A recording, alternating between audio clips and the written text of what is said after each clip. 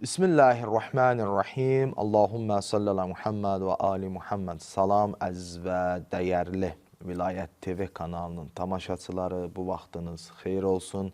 Hər birinizi İslam həqiqətləri verilişində xoş gördük. Artıq 22-ci bölümdür ki, siz əzizlərin evlərinin qonağıyıq. Elmi, maraqlı və aktual bir mövzu ilə görüşüzə gəlmişik.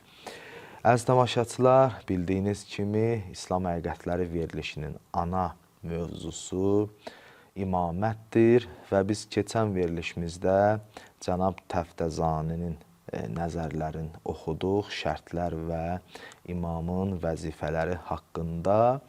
Növbəti sualımız bundan ibarət idi ki, Şiə məzhəbinin cavabı nədir? Şiə məzhəbinin nəzəri nədir? Yəni, imamətin şərtləri və vəzifələri mövzusunda. İnşallah bugünkü verilişimizdə bunlar haqqında söhbət edəcəyik.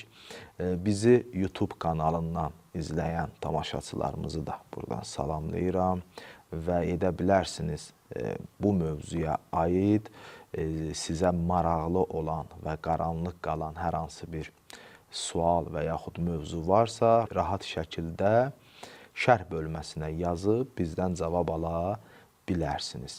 Əziz tamaşaçılar, sizi çox intizarda saxlamayım. Dəyərli qonağımızı sizə təqdim edirəm. Verilişimizin qonağı cənab ilahiyyatçı, alim, ustad Ramiz Muhamməddir. Ustad, mən sizi salamlayıram. Necəsiniz? Çox xoş gəlmişsiniz İslam həqiqətləri verilişinə. Aleykümselam və rəhmətullah. Təşəkkür edirəm. Çox sağ olun. Allah sizi qorusun. Ustad, maraqlı yerə çatdıq. Keçən verilişdə sualı verdim, amma vaxt çatmadı ki, sizdən suala cavab alım. Şiə məzhəbinin nəzəri nədir? İmamətin şərtləri və vəzifələri mövzusunda. Buyurun. Bismillahirrahmanirrahim. Allahümme salli ala Muhammed və ali Muhammed. Allahümme sallim və təmmim. Bəli. Deməli, imamın vəzifələrini biz danışanda mütləq biz yenə qaydırıq Peyğəmbərin vəzifələrinə. Çünki biz bunu artıq dəfələrlə demişik ki, deməli, Həzrəti Muhammedin, Allahümme salli ala Muhammed və ali Muhammed, onun iki məqamı var idi. Bir nübüvvət məqamı, bir də imamət məqamı. Və ondan sonra Allahın hikməti belə tələb eləyir ki, Peyğəmbərdən sonra mütləq bu ümməti hidayət edən bir kəs olmalıdır. Yəni, başqa təbirlə desək, yəni Peyğəmbərimizin imamət məqamı, imamət vəzifəsi davam eləməlidir. Doğru. Deməli, bunu inkar eləyənlər Allahın hikmətini dərk eləməyiblər bu mənada. Biz bunu başa düşmək üçün Peyğəmbərin vəzifələrindən birini biraz danışmalıyıq, üzərində dayanmalıyıq. Ondan qabaq biz Qurani Kərimə müraciət eləsək, yəni Qurani Kərimi diqqətlə oxuyanlar Qurani Kərimdə müxtəlif mövzuların olduğunu görüblər artıq. Yəni, hansı mövzulardır? Orada əqidə mövzuları var. Orada bunlara diqqət eləsin, dəyərli izləyicilər. Bunu elə belə saymırıq. Əqidə mövzuları var, əhkam mövzuları var, əxlaq mövzuları var. Ondan sonra tarixi mövzular var, lüğətlə bağlı mövzular var. Yəni, necə oxumaq lazımdır, hərəkələri necə qoymaq lazımdır və yaxud da burada hansı sözə dəlalət edir, yəni bəlağət. Bəlağət mövzuları var. Ondan sonra tərbiyə mövzuları. Hər tərbiyəvi, elmi mövzular var, hətta yəni təcrübə elmlərə aid olan mövzular var. Bu Qurani Kərimin əhatə elədiyi mövzulardır. Düz. İndi Peyğəmbərimizə Allah Taala bir vəzifə və həqiqətən də bu hikmətə uyğun, hikmətə layiq bir vəzifədir ki, Peyğəmbərimizə tapşırır ki, mən bu Quranı, deməli Nəhl surəsi 44-cü ayəsində buyurur ki, Bismillahirrahmanirrahim və ənzəlnə iləykə zikrə litübəyyinə linnəsi mə nuzzilə iləyhim. Biz sənə bu zikri, yəni bu Quranı nazil etmişik ki, sən bunu insanlara bəyan eləyəsən. İndi burada bir dənə irada cavab verək qısa olaraq. Bəziləri deyirlər ki, dindarlar iddia eləyirlər ki, Qurani-Kərimi gərək mütəxəssislər izah eləsin. Məsələn, bir nəfər gedir tərcümədən oxuyur və yaxud da azmaz ərəb dilini oxuyur, elə bilir ki, bu bəs eləyir. Gedir Quranı mən özüm oxuyuram, tərcümələrdən oxuyuram, belə deyir və biz də haqlı olaraq deyirik ki, Qurani-Kərimi anlamaq üçün gərək mütəxəssisə müraciət eləyəsiniz. Bizə irad eləyənlər deyirlər ki, siz niyə görə məhdudlaşdırırsınız Quranı başa düşməyini mütəxəssislə? Niyə görə məhdudlaşırsınız? Bəyəm iradları budur. Deyirlər ki, bəyəm Allah Teala bunu bütün insanlar üçün nazil eləməyib. Və deyir, sadə dildə nazil elədi. Biz bunu bütün insanlar, deyir ki, Allah bütün insanlar üçün nazil edibsə, necə ola bilər ki, bütün insanlar bunu başa düşə bilməsinlər? Əgər başa düşə bilmirlərsə, onda bunun nazil olmasının nə mahiyyət, nə mənası olur, nə faydası var? Bu, yəni hikmətsizlik kimi görürlər. Amma biz deyirik ki, bəli, bura kimi düz gəlmişsiniz ki, Allah Teala bu Quranı bütün insanlar üçün nazil edib.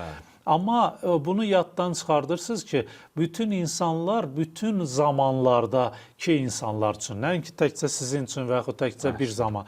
Bunu mən niyə görə qeyd edirəm? Çünki zaman keçdikcə insanların yaşayış tərzləri və məlumatları dəyişdikcə, təbii ki, onların idrakına da bu təsir eləyir. Bu təbii məsələdir. Bu təbii məsələdir.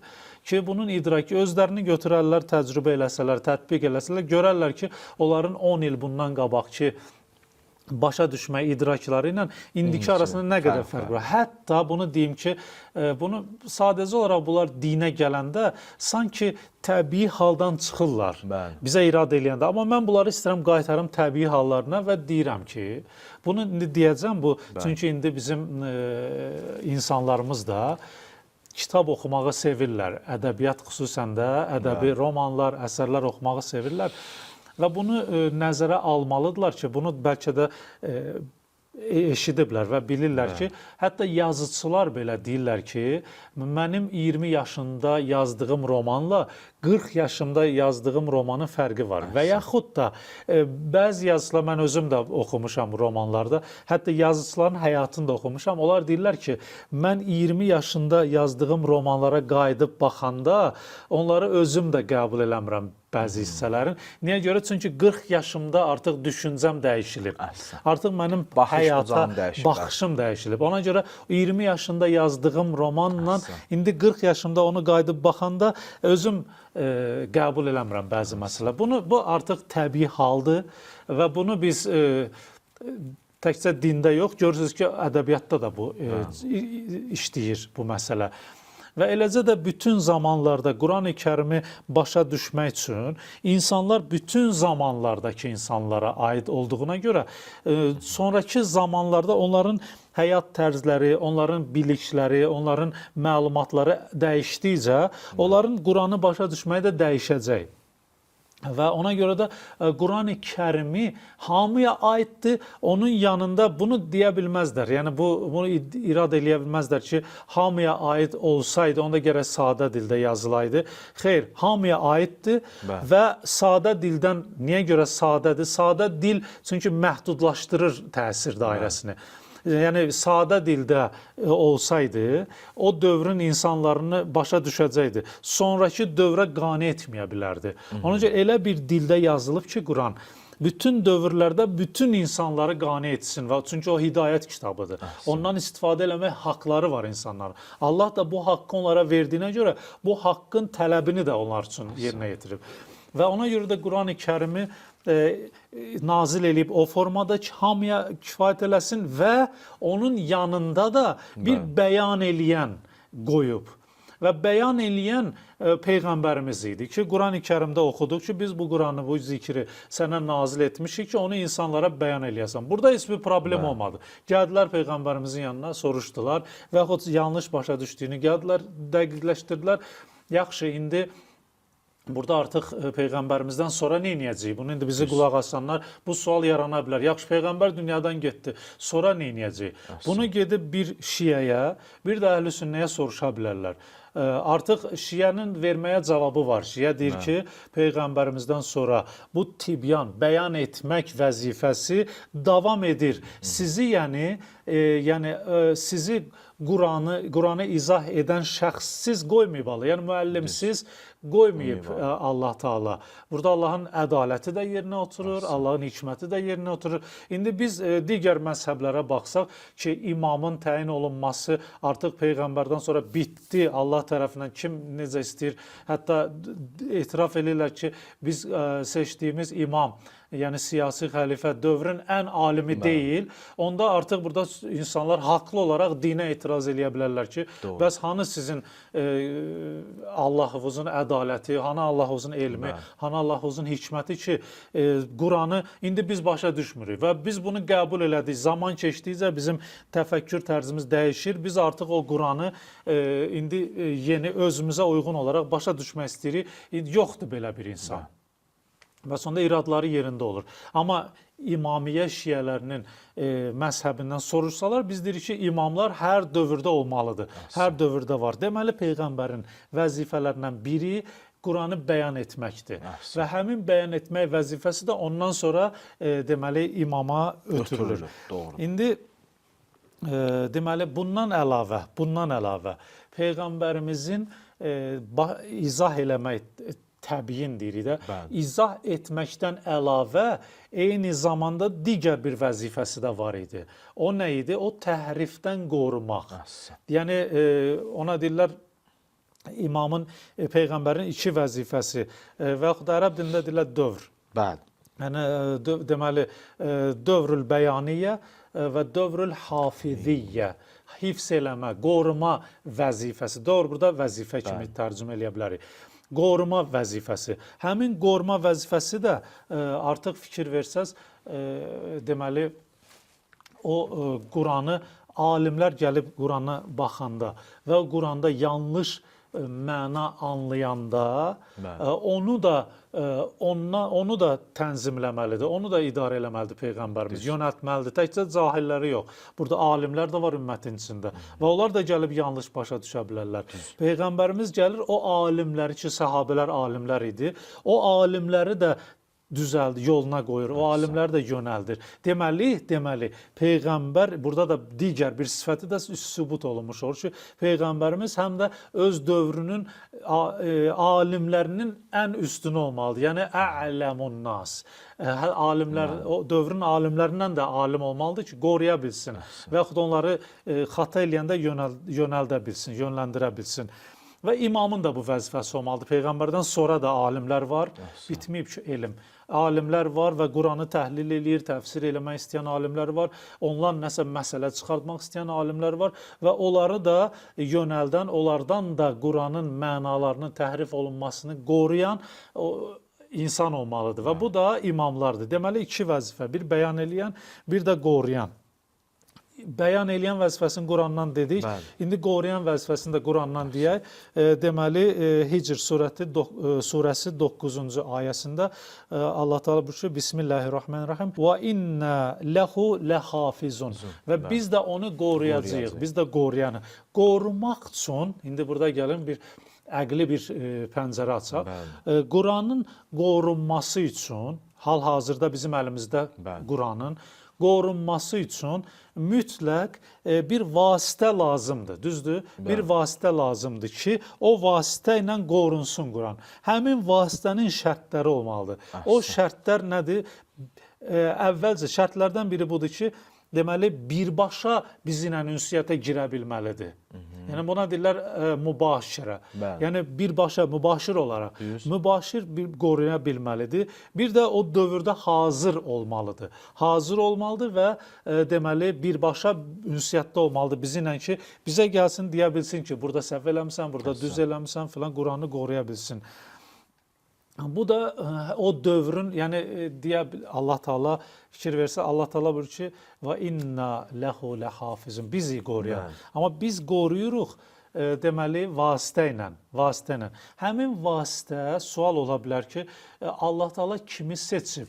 o vasitə olaraq ki, Quranı qorusun, mübaşir vasitə. Yəni mübaşir vasitə mən onu nəzərdə tuturam ki, yəni adi insanlar ki, onlara vəhy gəlmir, düzdür? Onları necə Quranı təhrif eləməməyini təmin eləyə bilər Allah Taala? Düz. Və yaxud da onları necə çəkindirə bilər təhrifdən? Onları mən demirəm, amma qəsdən düşmənçiliklə gəlir. Yanlış eləyə bilərlər. Yanlış eləyə bilərlər. Bu ümmətin içində vəhy alan insan yoxdur. Düzdür, vəhy alan insan. Məsələn, indi götürək özümüzü. Və yaxud da bizdən yuxarı alimləri.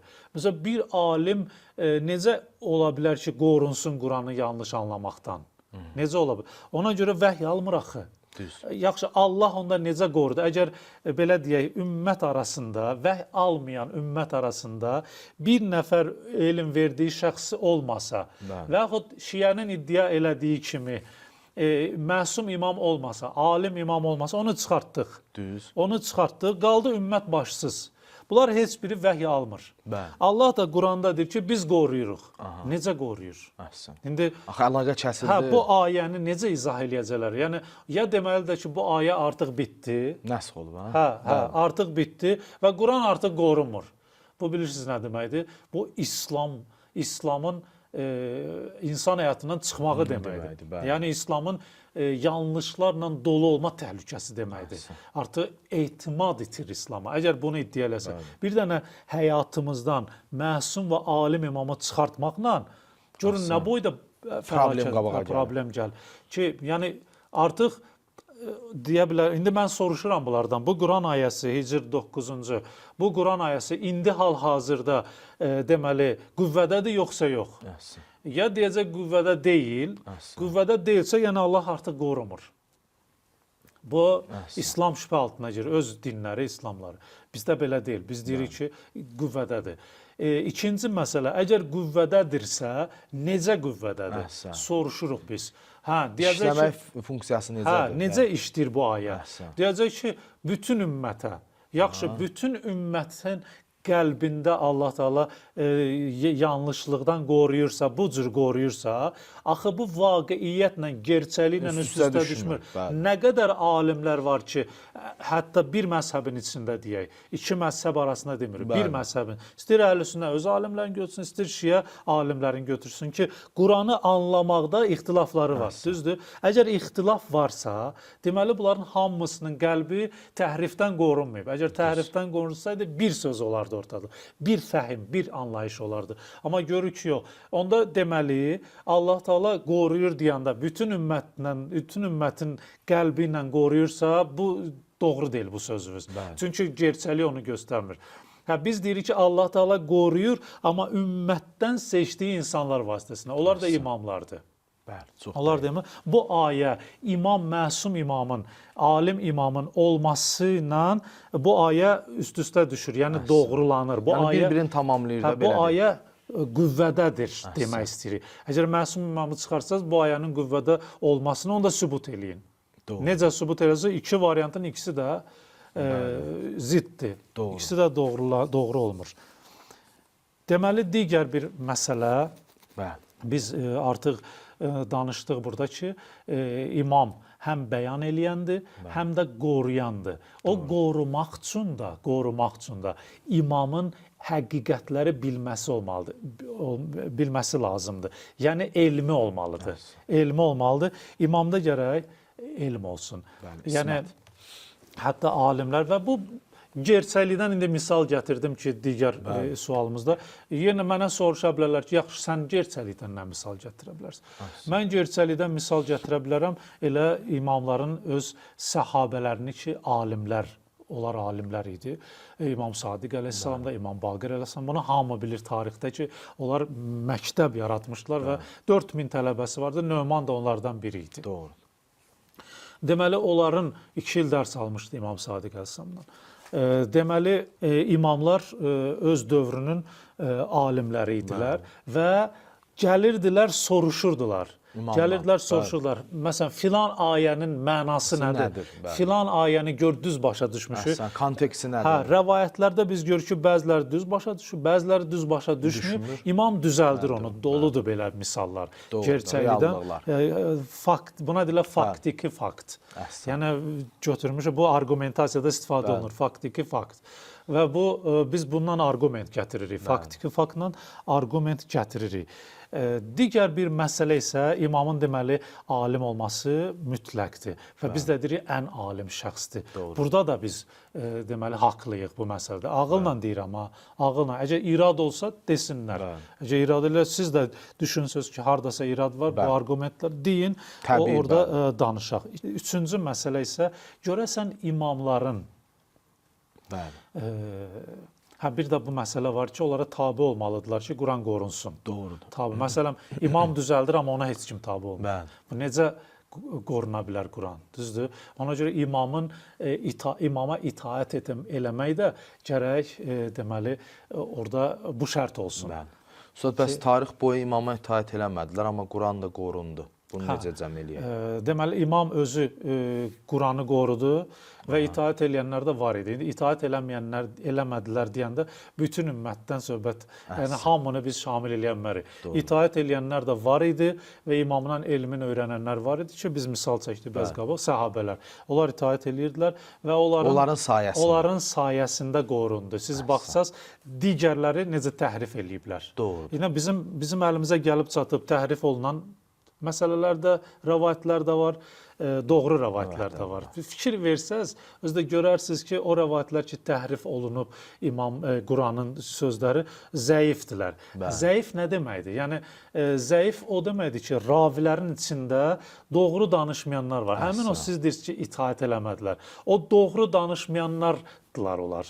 Ki, onlar özləri də heç təqvaları da yoxdur, siqə də deyirlər. İstəmirlər də ki, doğru danışsınlar.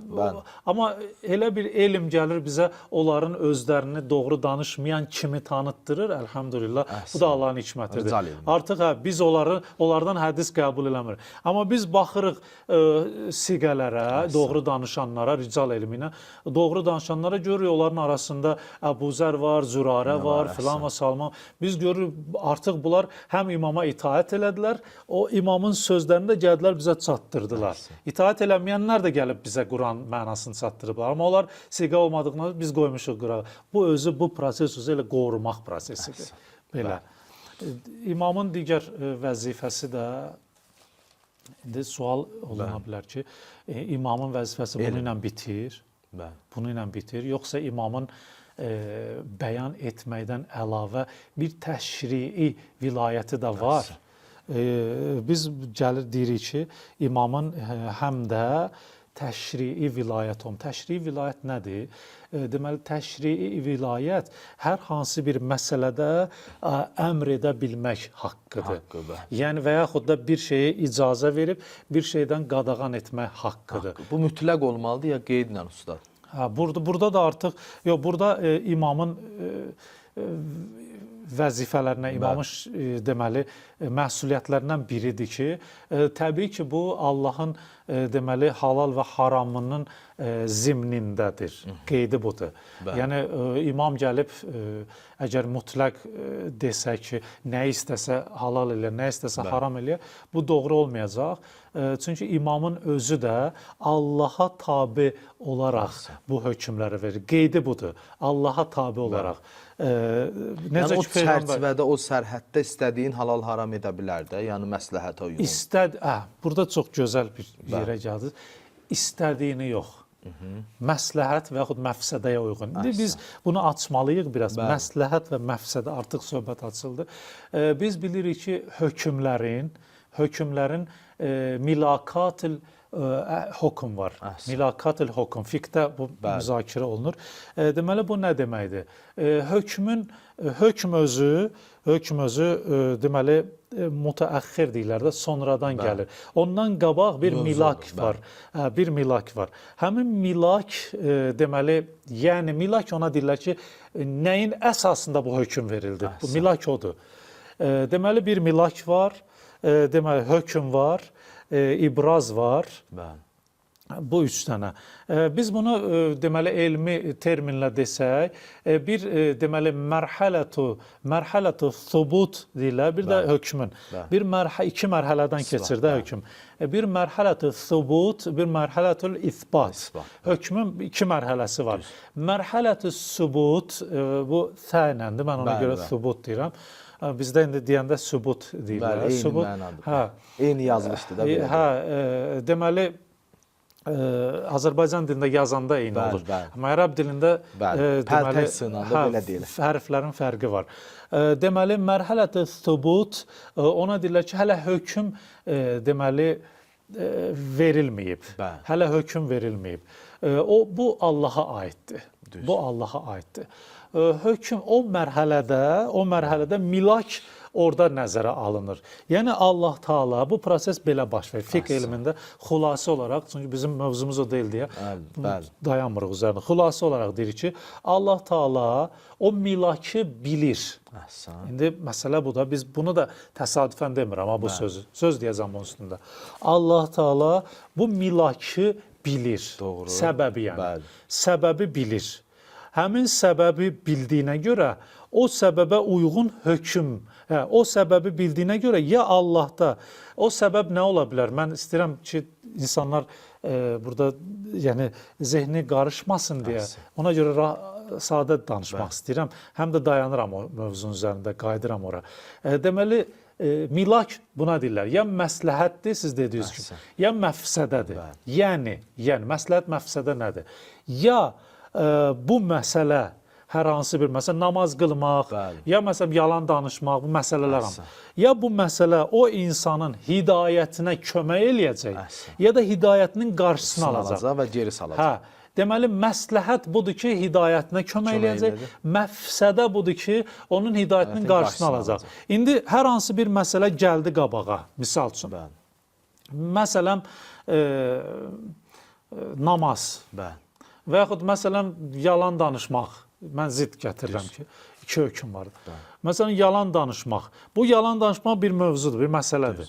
Həmin bu məsələdə milak var.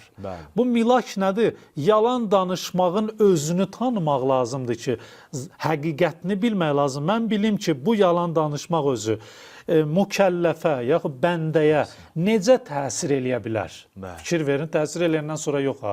Biz təcrübədən sonra bilirik. Amma Allah Taala bunun həqiqətini bildiyinə görə, məsələn, bu əməli, yalanın. O bilir ki, bu yalanın zatında belə bir şey var ki, o bəndənin hidayətinə mənfi təsir eləyə bilər. Hidayətinə mane olacaq. Deməli, burada milak nə oldu? Milak oldu məfsədə. Fəsad olacaq. Deməli, artıq bu əməlin milakı oldu məfsədə. Məfsədə olan kimi artıq Allahda bir deməli biri var, məsələn, razılıq, hub, bir də var qədəb, ikrah. Allahda ikrah olur bu məsələyə qarşı. İkrahdan da hökm doğur. Deməli, gəlir deyir ki, haramdır, razı olmur. Hökmü verdi ki, haramdır. Milak budur. Və yaxud da gəldi, məsələn, ehsan eləmək, ondan sonra doğru danışmaq, namaz qılmaq, oruç tutmaq, bu məsələlər. Bəziləri elə bir ki, Allah Taala bizi məcbur eləyir, namaz qılın, qılmasa sizi cəzalandıracaq. Buna görədir, milakı biləndə adam əməllərin mahiyyətini bilir ki, buna görə sən demə deyirmiş. Tərk eləsəm nə olur? Yəni məsləhət mənim məfsədəm olur. İndi imamət mövzusunda. Deməli, imam da gəlməlidir. İmam da, indi namazı da deyim, onun əksini dedim. Namazda demək, milak məsləhətdir. Yəni, bu namazın zatında, bu əməlin zatında bəndəni hidayət eləmək kömək eləyəcək. Bu var. Deməli, Allah Taala artıq bunu razı oldu, hub yarandı. Hubdan da hökm yarandı ki, vacibdir. Düz. Fikir verdiniz, bu hökmlərin hamısının başında dayanır milak. O milakı biləndən sonra hökmü vermək olur.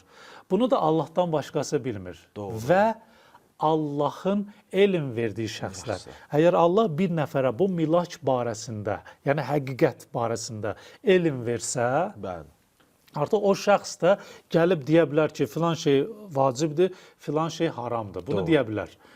Və biz baxıb görürük ki, indi baxın görün, Allah elm deyəcəklər ki, hardan bilirsən ki, Allah elm verib yoxsa verməyib. İndi gəlirik Allah, biz deyirik, Allah elm verməlidir. Bəli. Niyə görə? Hikmətinə görə. Niyə görə? Çünki peyğəmbərdən sonra Allahümmə sallallahu Muhammed və ali Muhammed uzun bir zaman yaşamışıq biz. Həmin bu uzun bir zamanda həyat tərzi dəyişib, məsələlər dəyişib. Artıq orada bir mövzu çıxıb ortalığa. Məsələn, müasir mövzulardan. Doğru. Məsələn, nə bilim, Ustad, internet. işarə eləyirlər, vaxtımız təqribən tamamdır. Bəli. Müasir mövzulardan ortaya çıxanda mən bunu deyim elə qutara, sonra geniş izahını verərik sonra. İnşallah. O mövzuya nisbətdə mən bilməliyəm axı, o mövzu məni hidayətdən saxlayacaq yoxsa yox. Məsləhəti ya məfsədə? Məsləhət yoxsa məfsədə, mən onu bilmirəm. Onu bilən bir nəfər peyğəmbərdən sonra, yeni mövzu peyğəmbərin dövründə yox idi. Onu mütləq bir nəfər bilməlidir. Ona görə də biz bu sonra sübut eləyərik. Sonraki verilişdə. Bura kimi elə əqli deyirik ki, mütləq bir nəfər bu hidayət proqramında olmalıdır ki, həqiqətləri bilsin ki, o milakdan xəbəri olsun, o bizə bir yolu göstərsin. Bəli, çox gözəl ustad, Allah razı olsun. Çox dəyərli sözlər idi, elmi izahlar idi. Vaxtımız tamamdır ustad. Mən də öz adımdan, veriliş adımdan sizə dərin təşəkkürümü bildirirəm. Dəvətimizi qəbul edib gəldiyinizə görə. Belə dəyərli tamaşaçılar, bizə ayrılan vaxt burada tamam olur. Çox gözəl məsələni izah elədik. Niyə? İmamətdə ilahi elm şərt olmalıdır. İnşallah gələn verilişdə bunun dəqiq izahını yenə verəcək. Allah amanında növbəti verilişlərə qədər.